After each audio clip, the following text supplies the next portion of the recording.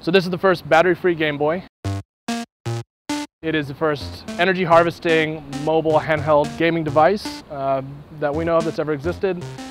Basically the function is you can hold it outside, walk around, it'll gather energy from the sun and from your button presses in fact, and it'll use that to emulate a classic Nintendo Game Boy.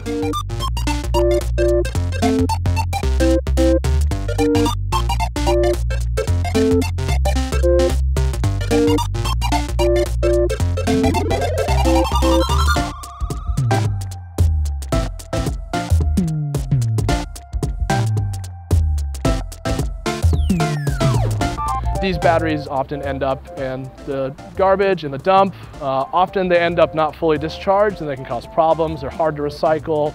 They can sit there and cause fires. And maybe the most obvious thing is where for everyone that has phones, right? If you have a phone and you charge it every day, after about a year, you maybe have to replace this, or 2 years if you're lucky. And that's kind of just contributing to this e-waste. So with this, we're saying, can we build devices that are more sustainable? So can I have a handheld, very interactive device that can last for decades?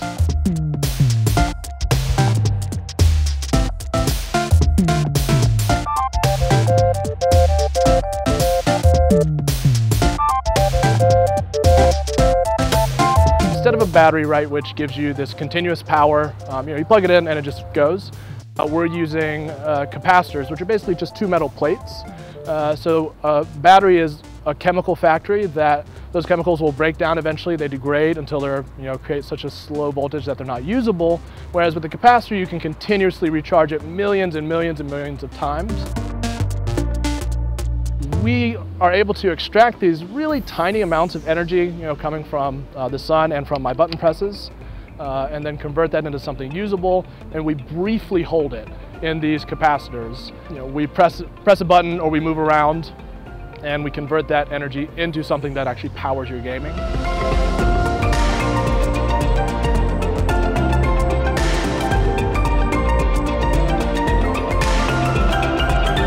What would I want to give to someone in space or in high-risk environments, right? Where they need to know that if they're in a 80, 90, 100 degree Fahrenheit place, the battery's not going to end on them, and where they have reliability no matter how long they've left this device. That no matter what, when the emergency happens, it will still work and they'll be able to provide some function and have some interaction because of this energy harvesting feedback.